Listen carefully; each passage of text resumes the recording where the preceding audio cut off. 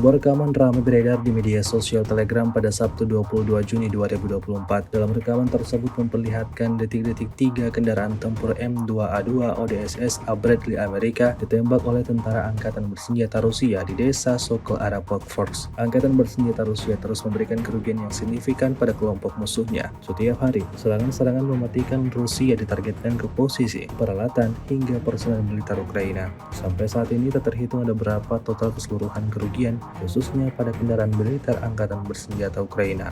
Video ini viral dan menuai beragam komentar dari warganet.